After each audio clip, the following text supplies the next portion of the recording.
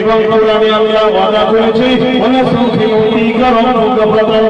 আমি আল্লাহ ততক্ষণ পর্যন্ত আপনাকে খুশি করব যতক্ষণ পর্যন্ত আপনি খুশি হবে।